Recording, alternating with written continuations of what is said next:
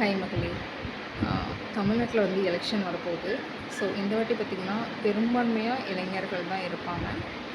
So என்னை பொறுத்த வரைக்கும் இந்த தலைமுறை தான் வந்துட்டு ஒரு 60+ 50+ மேலே இருக்கிற ஒரு 40+லேருந்து ஒரு 60 வரைக்கும் இருக்கக்கூடிய வேட்பாளர்களுக்கு ஓட் பண்ணுற ஆப்பர்ச்சுனிட்டி இந்த டைமில் இருக்குன்னு நான் நினைக்கிறேன், சட்டமன்ற உறுப்பினர்கள் தேர்ந்தெடுக்கிறது.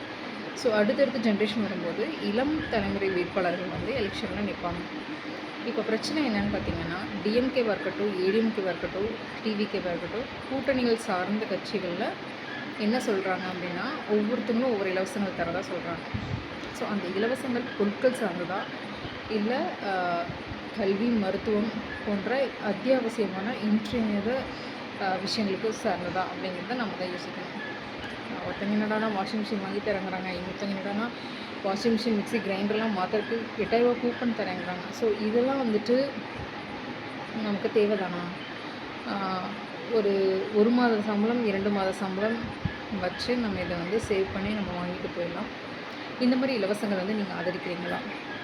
விஜயோட கொள்கை கோட்பாடுகள் இப்படி இருக்குது. வேலைவாய்ப்பு தரங்குறாரு, கல்வி கடன் தரங்குறாரு, அதுக்கப்புறம் பார்த்திங்கன்னா வேலை இல்லாதவங்களுக்கு அவங்களுக்கான ஒரு சர்டன் அமௌண்ட் தராங்கிறாரு. பட் ப்ரைவேட்டில் இவ்வளோ பேருக்கு நாங்கள் வேலையும் வாங்கி தரோம் அப்படிங்கிற மாதிரி சொல்கிறாரு. வேலைவாய்ப்புகள் உருவாக்கணும்னு சொல்கிறாரு.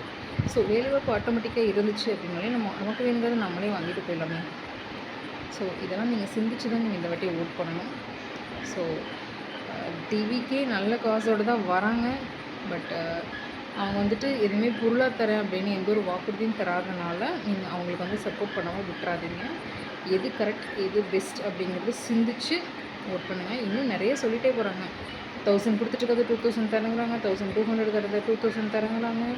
ஸோ இந்த மாதிரி அடிக்கிட்டே போகிறாங்க. ஸோ பணத்துக்காகவும் பொருளுக்காகவும் மக்கள் வந்து மனசு மாதிரி போயிடுவாங்களோ அப்படிங்கிற ஒரு பயம் இருக்குது. அதே சமயம் இளம் தலைமுறையினர் வந்து யோசிக்கணும், என்ன தேவை நமக்கு அப்படிங்கிறத நீங்கள் தான் யோசிக்கணும். யோசித்து ஓட் பண்ணுங்கள். நன்றி, வணக்கம். நான் உங்கள் பாரதி. By, take care.